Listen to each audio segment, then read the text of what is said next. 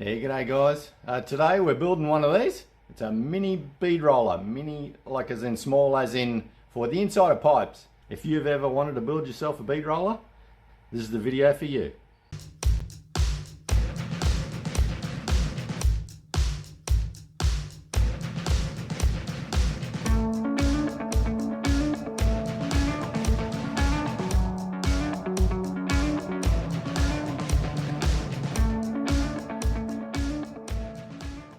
So this is a few things that we're going to use, and most of it's scrap other than the bearings, and they're I think a 15mm ID, 35 OD, and they're not expensive bearings. I think they're like $2-3 each. A couple of short bits of pipe that the bearings will fit in. So what we'll plan to do is cut it down there and squitch it in a bit, and then that'll be a nice firm fit. A bolt which we're going to use as male version of the bead. This is an old bush we're going to use as the female, so we're just going to groove a little bit out of that, and then I'll just machine this down a little bit so it fits on there neatly, and I'll use the other one. So we need two shafts, one which will be driven by hand, so that's going to be the male. This one's going to be the female. I'll shorten that right down. Let's go over to the old lathe. Let's get into making a few bits.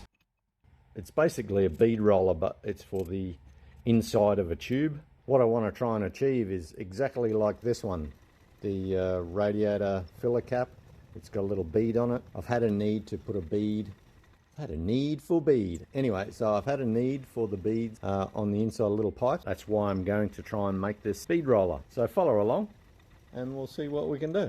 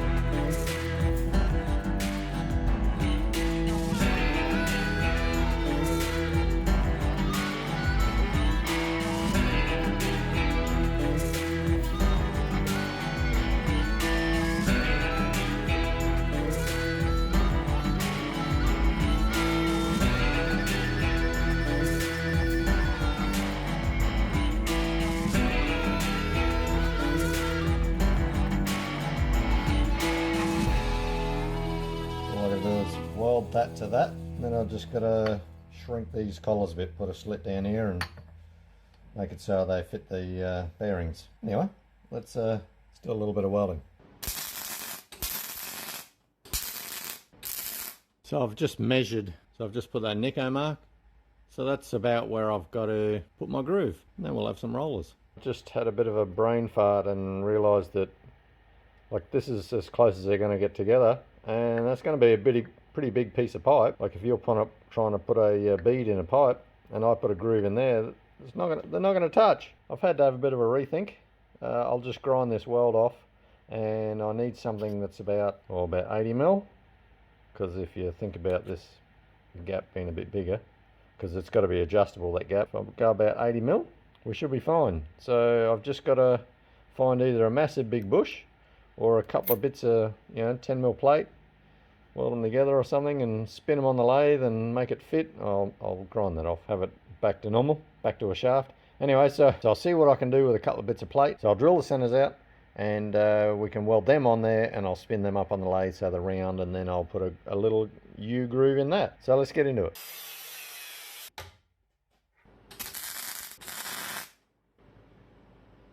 That's pretty straight.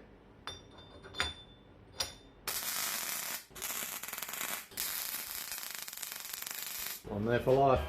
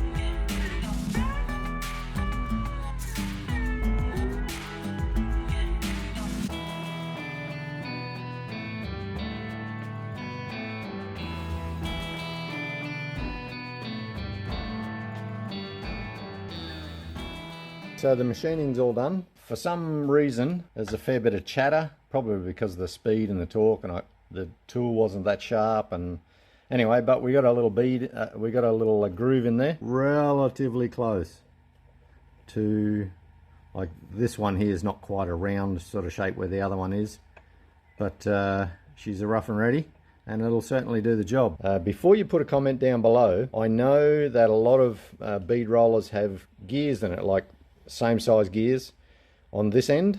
Well, I can't do that because this is a massive diameter and that's in a little tiny thing.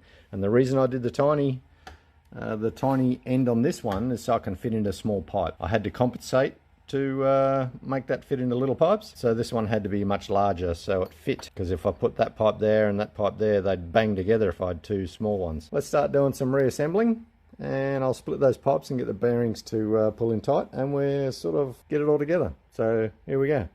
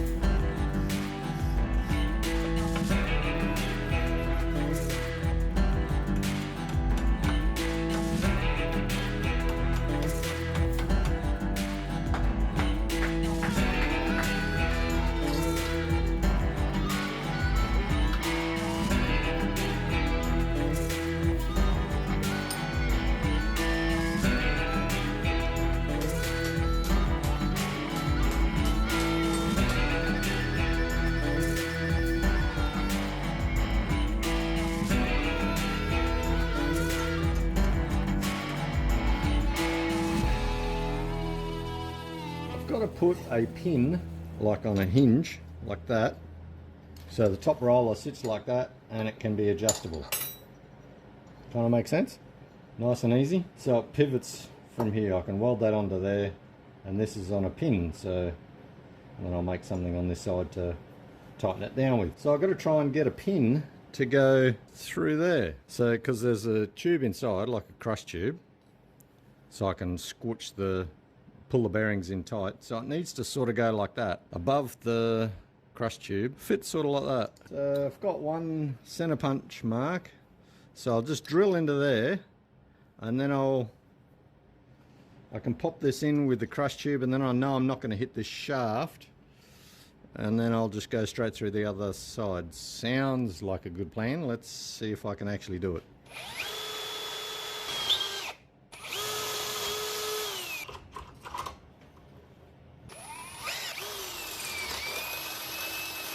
Woohoo! I'm through. 6.2. So if I go 6 and put a little taper on this, I'll be able to drive it through. Drive it through, they said. Make it fit, they said. So when that goes through there, we'll have some pivoting action.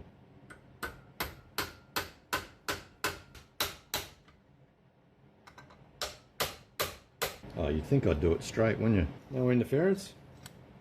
Is all good there. So I've got to put a thread in there, so I might as well put a thread on there, and we'll be away.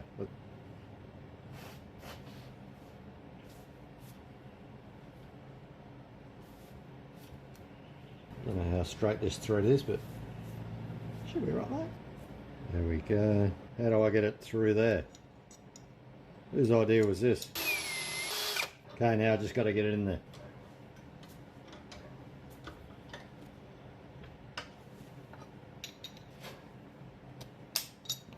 We're in.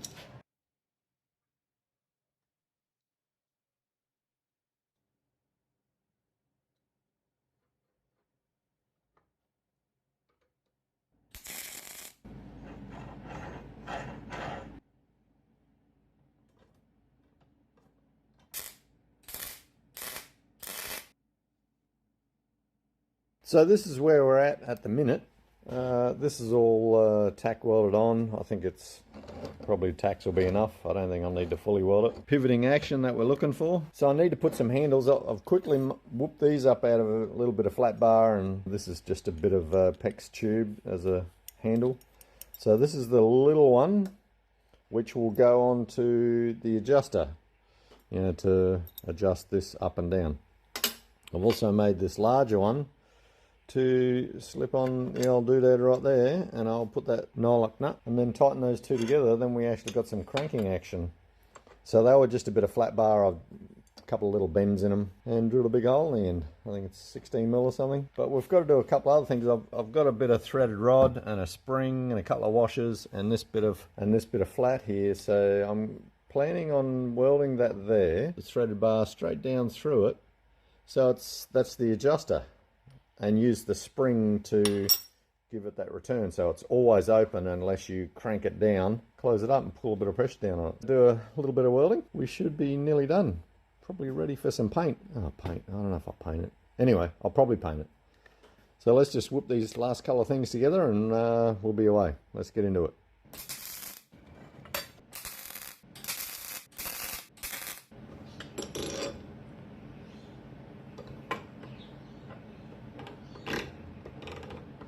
Plan is just to weld this nut to the base plate. Once that's welded, there is actually movement inside that thread. Not that I want it to move. I may have to slot out this a little bit bigger. Yeah, I think I'll do that. Let's slot that out.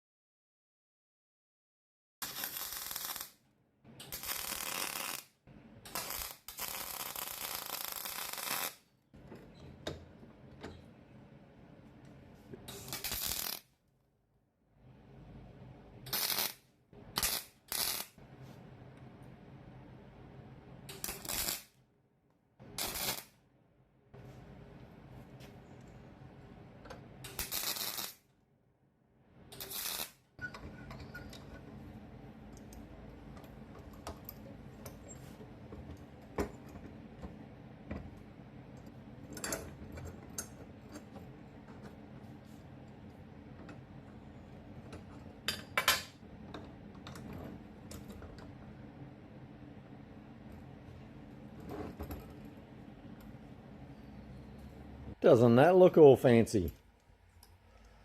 Sort of looks like it works. Got a bit of a problem. It's too flimsy. like, how do I explain it? Because these are only made, these brackets here are made out of 3mm. There's just too much flex there, because I actually put a little bit of tube in there and squished it down and cranked the big handle, which is fine, it turns. And so I need to beef up these by a lot, so there's no real movement, and I need something to stop this from going in and out like that. So I need to put something here. Let's have a little bit of a fiddle with that and see what I can do. I don't have another machine to copy off, so I'm just sort of bluffing my way through it so far. But the up and down mechanism works, the crank handle part works and everything. The bearings and shafts work. I may need to improve in the way of increase the depth of the groove, because it'd have to be pretty thin material to sort of fit in between those.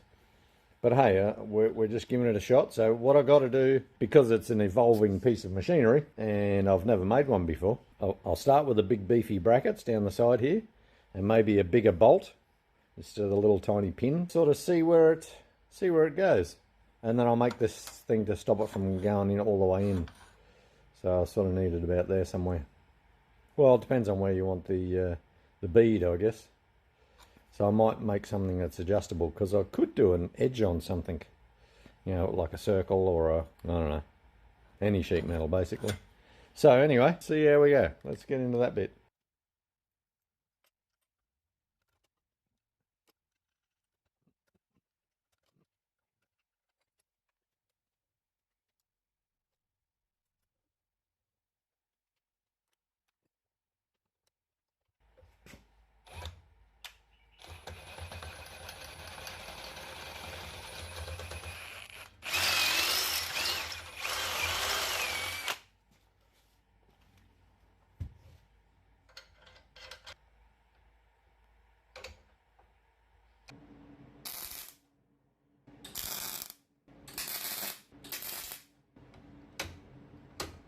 Take a little bit out of there and it'll be perfect.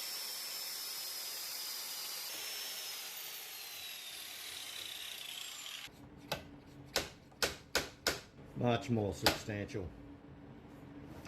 Okay, let's see if we can get this adjuster together. Well, that sort of feels promising.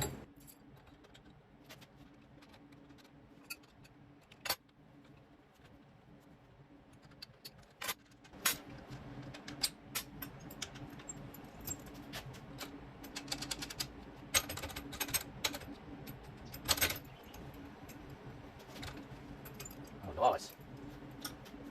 That's nice.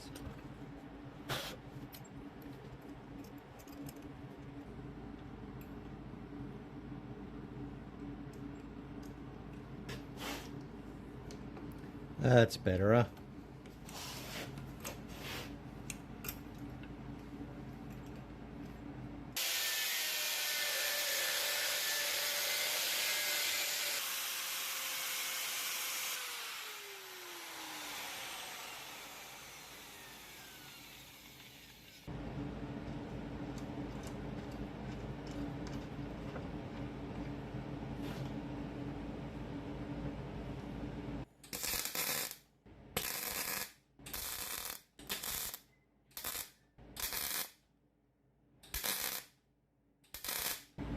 Didn't even hit the threads.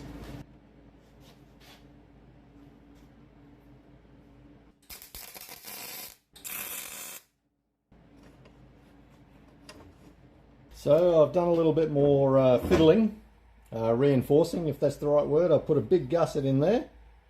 I've put some more serious welds to hold that tube, because when I tried to wind a piece of pipe, the whole thing wanted to lean over. So I thought if I put the gusset there, that'll be fine. I've tried to improve the gap.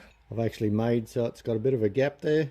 I've tried to made this a little bit pointier and this a little bit deeper. Let's pop it all together and see if we can get it to work. Okay, got it all back together. Let's give it a shot and see if we can put ourselves a bead on this bad boy. Okay, got a bit of a clamp thing happening. Okay. Oops.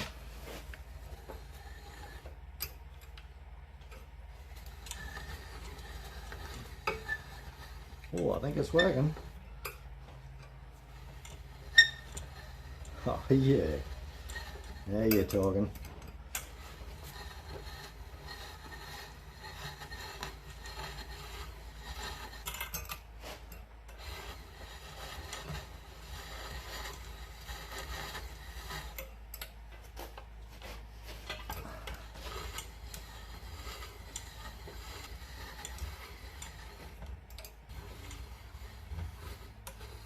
Well, I think we have ourselves a bead. Folks, look at that.